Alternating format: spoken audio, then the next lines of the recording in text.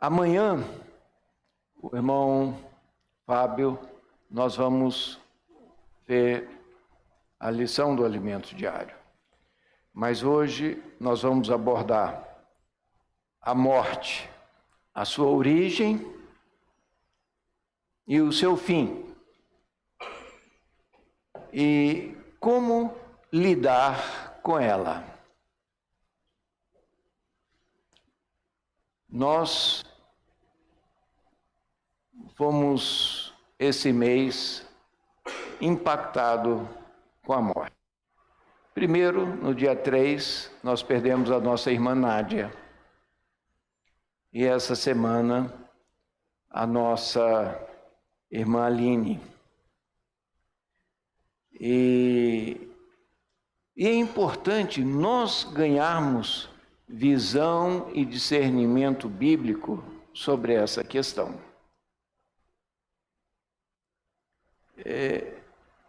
Na minha infância, eu fui muito ajudado pela minha avó materna. Ela nos visitava com certa frequência, ficava sempre um mês na roça com a gente. E quando eu tinha 7 anos, eu mudei para a casa dela.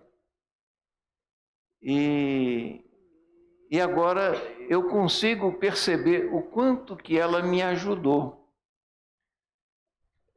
Ela não era brasileira, ela era uma refugiada de guerra. Ela nasceu no Império Russo, sofreu terrivelmente na Revolução Comunista de 1917. A família dela, muitos parentes foram executados e depois ela fugiu para a Alemanha, veio para o Brasil, mas ficou parentes dela também na Alemanha. Então, ela contava as histórias para a gente com a maior naturalidade. E às vezes usavam exemplos simples, morreu um gato, morreu aquele cachorro, ela falando, nós também vamos morrer. O papai vai morrer, a mamãe vai morrer. Então, depois eu deparei com outras famílias que tratavam a morte como um tabu. Vai falar de morte, tira as crianças aí. Agora não. Então, de certa forma, cria pessoas meio alienadas. Quando surge uma morte, é como se fosse uma surpresa. Sejamos sinceros, quando nasce uma criança, qual é a certeza que podemos ter em relação a ela? Vai ser um presidente da República? Vai ser um grande irmão? Não, a maior certeza é que um dia vai morrer. Óbvio, a menos que o Senhor Jesus volte antes, né? Aí, quem for de Cristo não passará pela morte. Mas, desconsiderando essa nossa expectativa, se o Senhor não voltar até lá, nós não podemos ter certeza quem vai estar presente. Então, nós gostaríamos de, através da Bíblia, nós abordarmos hoje alguns textos para nos dar luz a esse respeito. Amém? Nós vamos começar então com Gênesis capítulo 2, versículo 15 a 17. É um texto já bem conhecido de todos nós. Nós vamos, então, ler esse texto, Gênesis 2, 15 a 17. Tomou, pois, o Senhor Deus ao homem e o colocou no jardim do Éden para o cultivar e guardar. E o Senhor Deus lhe deu esta ordem: de toda árvore comerás livremente, mas da árvore do conhecimento do bem e do mal não comerás, porque no dia em que dela comeres, certamente morrerás. Então aqui nós temos a origem. O propósito de Deus a colocar o homem no jardim, ao criá-lo, foi para que ele comesse da árvore da vida. Mas Deus não criou um robô. Ele criou um homem com a sua imagem e semelhança. E todos nós temos livre-arbítrio. Nós podemos escolher que caminho vamos seguir. Infelizmente, os nossos pais, Adão e Eva, não deram atenção à palavra do Senhor. E a consequência disso é a desobediência. E a consequência da desobediência, a morte. Interessante que eles não morreram no mesmo dia. Adão viveu mais de 900 anos. Interessante que na Bíblia fala, para Deus, um dia é como 1000 anos como um dia. Ou seja, se ele não passou de 1000, foi no mesmo dia. Mas a morte é uma consequência da desobediência. Mas vamos prosseguir. Vamos para o Novo Testamento, para a carta de Paulo aos Coríntios, 1 Coríntios, capítulo 15. Um texto um pouco mais longo, mas nós precisamos ganhar discernimento na palavra. 1 Coríntios 15, 19. Se a nossa esperança em Cristo se limita apenas a esta vida, somos os mais infelizes de todos os homens. Mas, de fato, Cristo ressuscitou dentre os mortos, sendo ele as primícias dos que dormem. Visto que a morte veio por um homem. Que homem? Adão.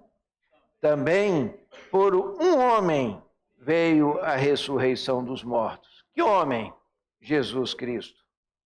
Porque assim como em Adão todos morrem, assim também todos serão vivificados em Cristo. Cada um, porém, por sua própria ordem. Cristo, as primícias, depois os que são de Cristo na sua vinda. E então virá o fim, quando ele entregar o reino ao Deus e Pai. Quando houver destruído todo principado, bem como toda potestade e poder, porque convém que ele reine até que haja posto todos os inimigos debaixo dos pés.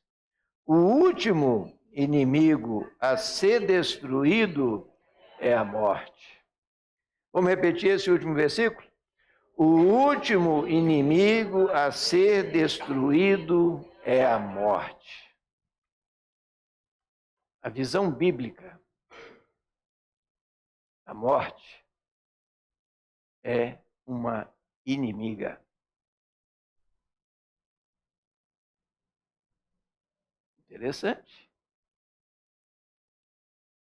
Nós precisamos ter muita atenção quando lidamos com inimigos. Mas isso vai ficar mais claro ainda quando nós formos para perceber qual é o nosso principal inimigo. Gênesis 3, 14 e 15.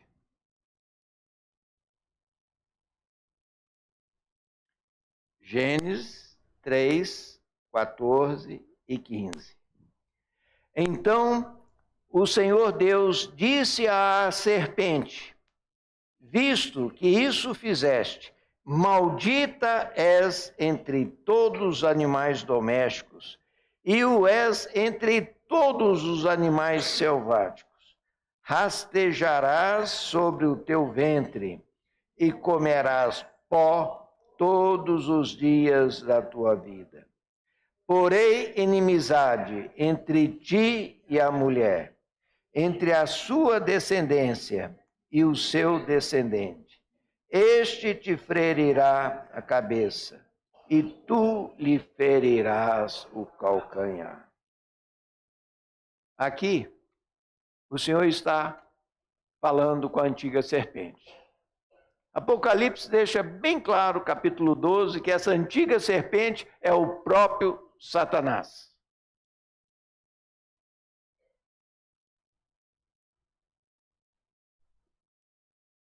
Quem aqui não tem medo de cobra? Levante a mão.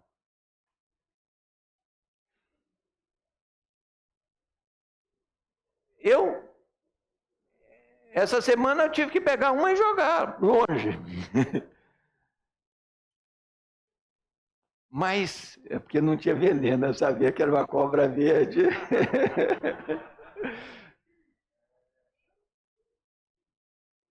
Olha, irmãos, existem pessoas insensatas que criam cobra. Porque você trazer um inimigo para dentro da sua casa, isso é insensatez. Mas pode ver, elas criam uma jiboia, uma cobra que não tem veneno. E se tivesse veneno, ela também não estava trazendo para dentro de casa. Na roça, a gente sempre vê uma cobra, você assume uma postura defensiva. Você não pode ficar perto para ela te atacar. Pois a morte é uma inimiga.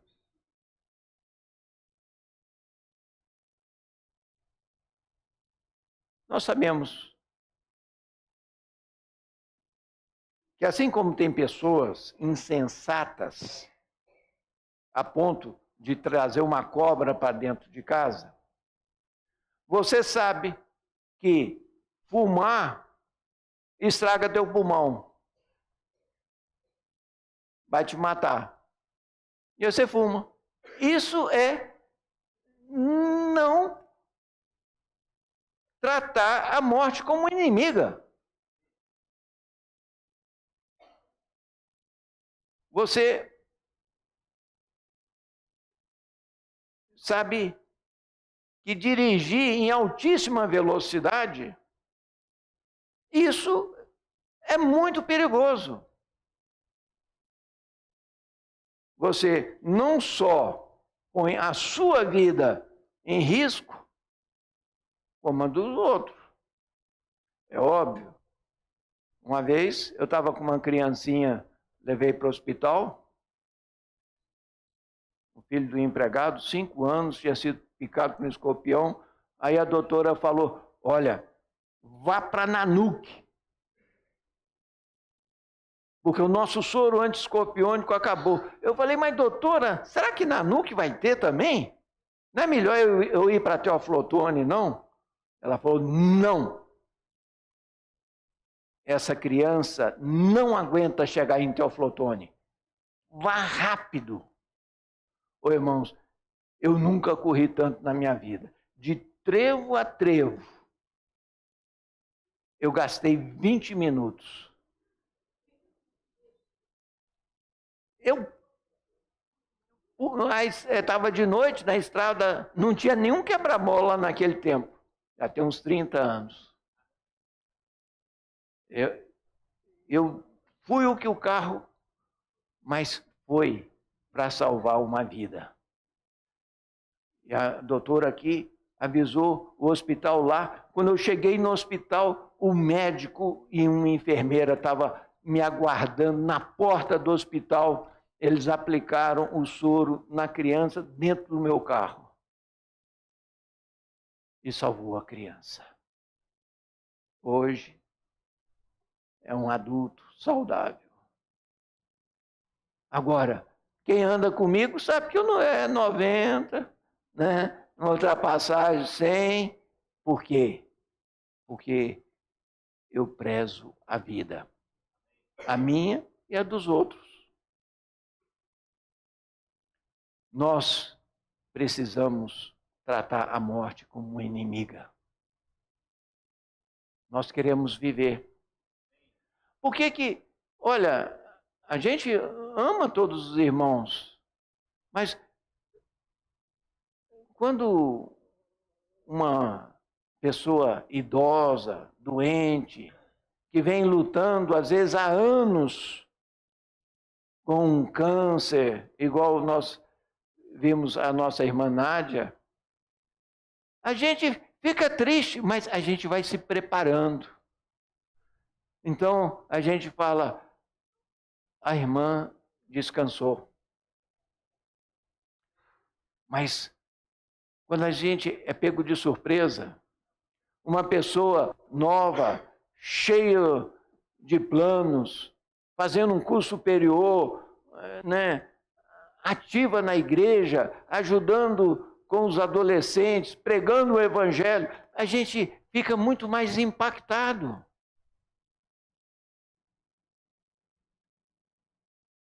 Mas nós não podemos esquecer. Todos nós temos uma história. Todos nós estamos dentro do plano de Deus. Olha só que sofrimento. Quando o Senhor nasceu, aquele maligno Herodes saiu matando todas as crianças de 2 anos abaixo lá em Belém. A palavra fala que Raquel estava chorando inconsolada, porque tinham matado certamente um filhinho recém-nascido e outro com 2 anos. Olha que coisa maligna. Mas nós precisamos perceber para onde que nós, que cremos no Senhor, que somos feitos filhos de Deus, vamos quando morrer. O Senhor Jesus, ele gostava muito de ilustrar o seu ensinamento através de histórias, parábolas. Mas certa vez, ele contou uma história. Por que eu estou falando que é uma história? Porque tinha gente que ele conhecia, tinha nome próprio. Eu quero levar os irmãos a desfrutarem Lucas 16, versículo 19 a 31.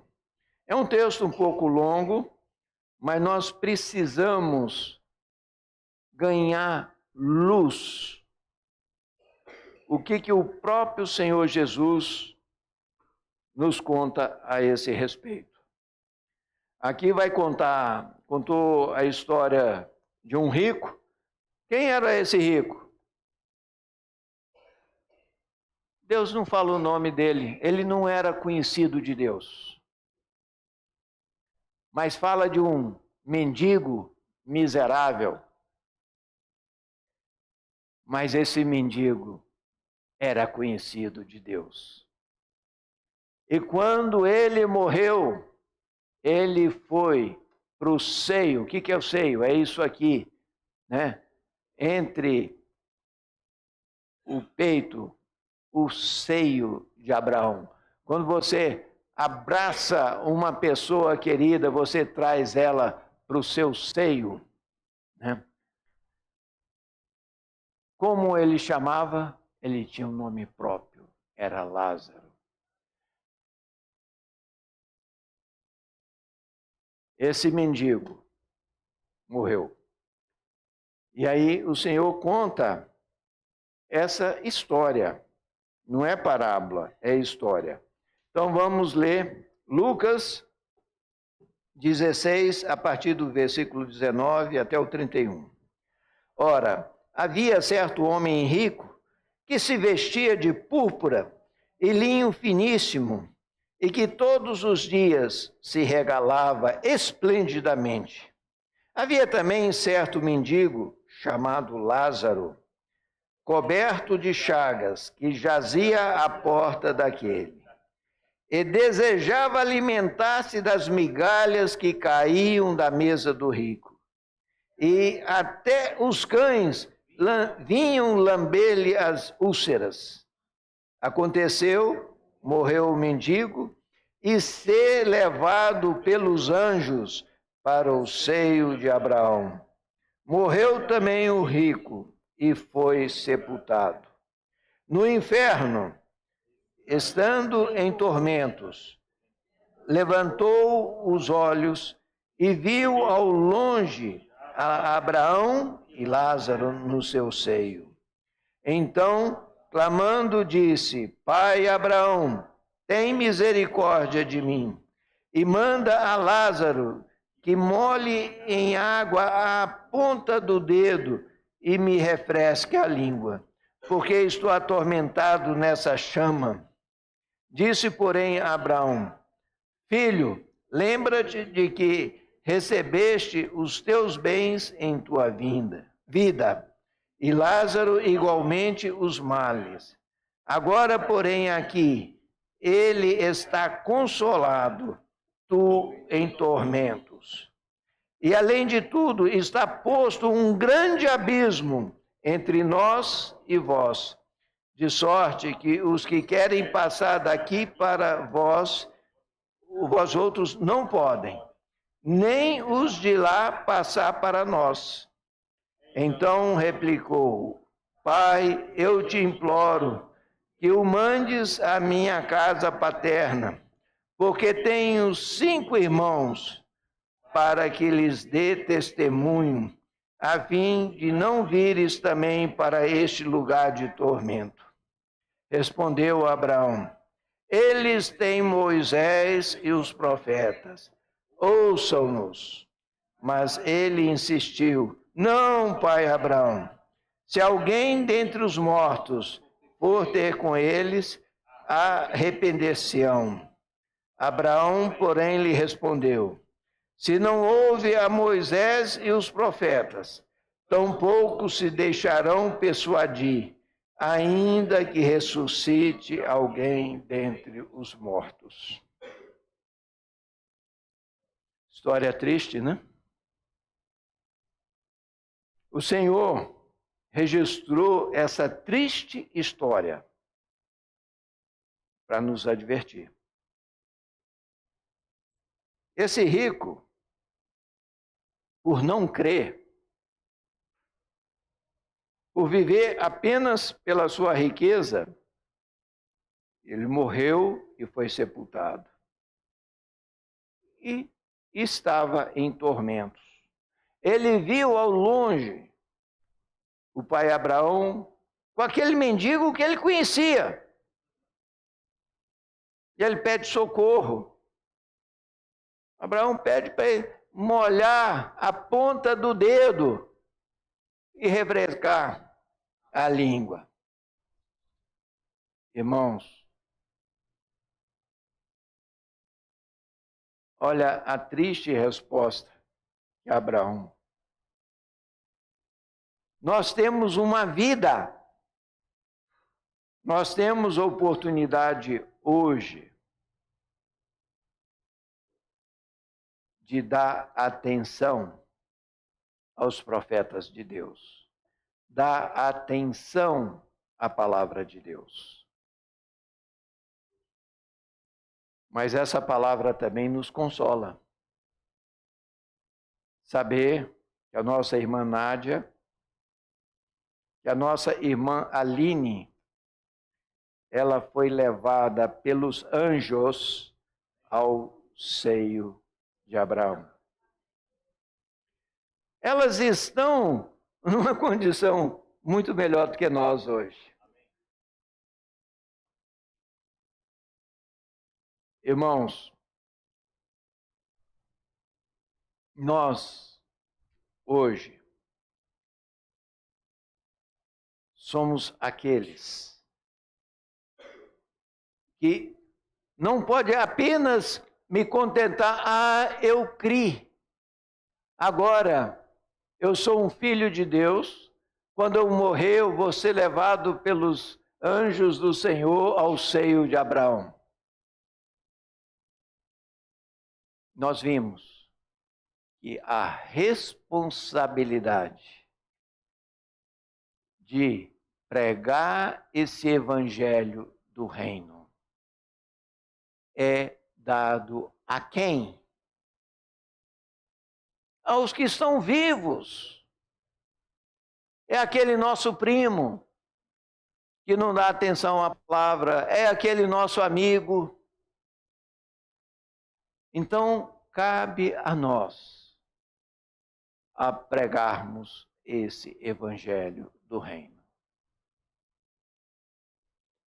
E o que me alegra é ver que, ao mesmo tempo, a gente se entristece de perder a companhia da nossa irmã, mas a gente se alegra em saber que, quando ela foi recolhida, ela estava pregando o evangelho do reino. Não tem maior consolo do que esse, irmãos. Então, se por um lado nós precisamos ficar consolados, por outro lado, tem que ligar um alerta para nós. Não vai haver uma segunda chance para quem morreu sem conhecer essa palavra da salvação. Então, cabe a nós essa responsabilidade.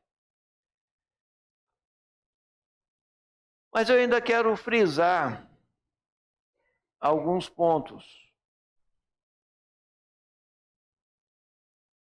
Eu fiquei muito impactado com essa questão da morte ser uma inimiga. Olha só, vamos abrir um texto muito conhecido da gente, que é 1 Tessalonicenses 5:23.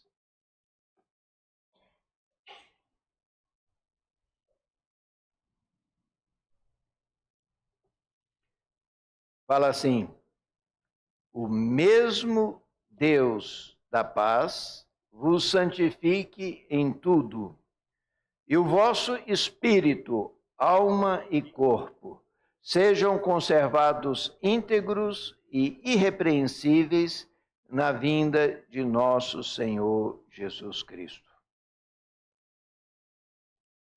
Então, nós precisamos guardar íntegro e irrepreensível espírito, alma e corpo.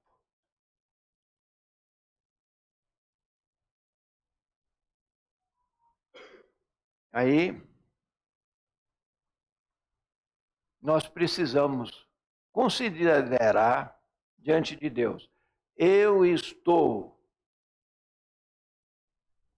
preservando íntegro e irrepreensível meu espírito, minha alma e o meu corpo? Eu dei o exemplo do cigarro, né? É um exemplo bem simples. Se aquilo está comprovado que faz mal e eu vou usar aquilo, eu não estou preservando íntegro e irrepreensível meu corpo. Se eu fui diagnosticado com diabetes e eu insisto em comer açúcar, eu estou preservando íntegro e irrepreensível o meu corpo? Não.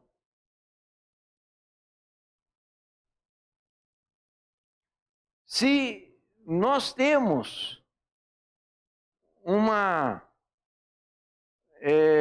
saúde física, de uma pessoa de 1,70 m, a tabela, os médicos falam que você deve ter então 70 quilos, você está com 99.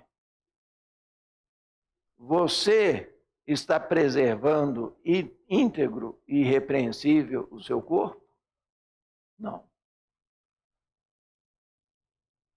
Nós precisamos ter essa percepção. A morte é uma inimiga. Por que é uma inimiga? Porque quando eu for ceifado, meu crescimento acabou. O meu espírito foi salvo. O meu corpo será salvo quando o Senhor voltar e eu ter o corpo transfigurado. Mas a minha alma hoje precisa ser trabalhada pela palavra do Senhor. Então, todos nós compareceremos diante do tribunal de Cristo. Ali não vai ser julgado o sangue do Senhor Jesus que foi derramado por nós. Ali não vai ser julgado se nós cremos no Senhor Jesus. Ali é tribunal de Cristo, só vai comparecer cristãos. Ali será julgado o quanto que eu cresci diante de Deus. O quanto o Espírito agiu através de mim. Essa é a que a inimiga faz. Corta o crescimento. Então, aquela estatura que eu cheguei, com a morte, será estagnada. Não vai crescer mais. Ou seja, eu preciso aproveitar o hoje. A gente pode olhar, olha, um irmão mais idoso, uma irmã mais idosa. Você pensa, não, eu ainda vou viver muito mais. Quem sabe quem é? Ninguém sabe. Nós vimos. Isaac pensou que ia morrer, estou à morte, e viveu muitas e muitas décadas depois. E muitos nem sabiam e morreu repentinamente. Então, hoje, nós precisamos ter essa percepção. Eu preciso andar na presença do Senhor. assim como Abraão andou, assim como Jacó andou e de um enganador se transformou em um príncipe de Deus em Israel. E por último, eu gostaria que nós lêssemos o Salmo 116, versículo 15.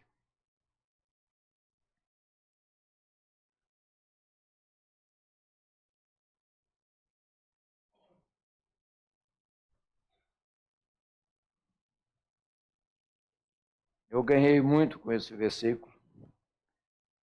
Preciosa é aos olhos do Senhor a morte dos seus santos. Vamos repetir? Preciosa é aos olhos do Senhor a morte dos seus santos.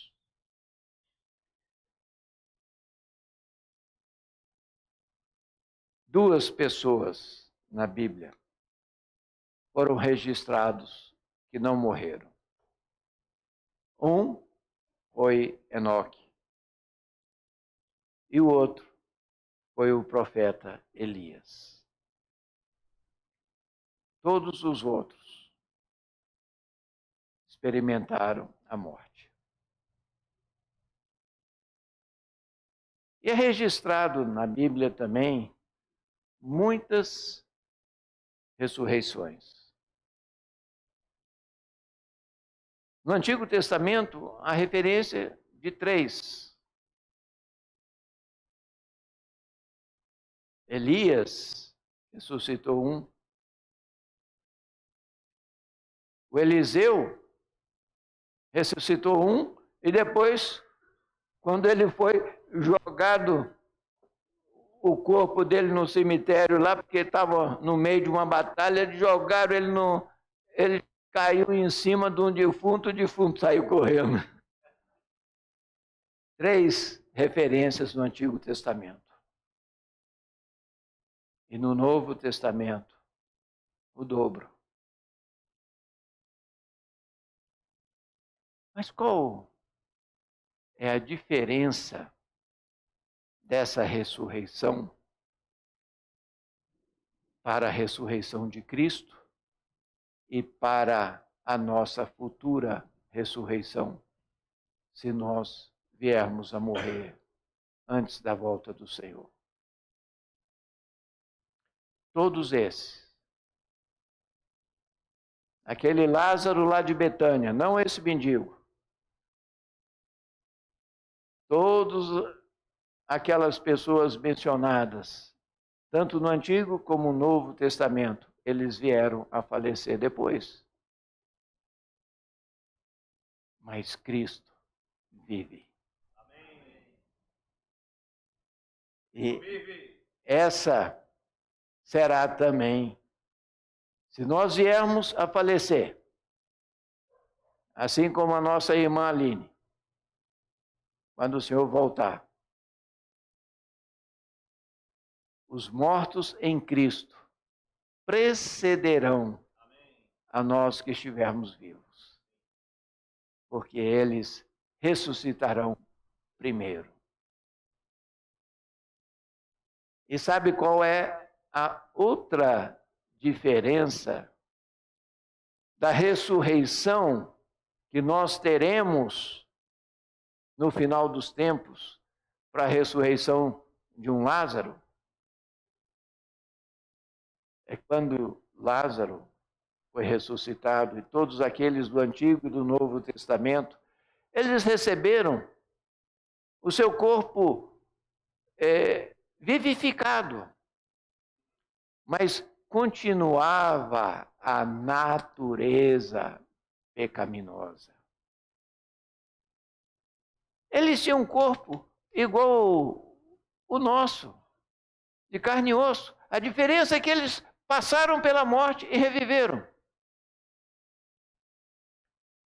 Mas no futuro, quando nós ganharmos a ressurreição, nós vamos perder a natureza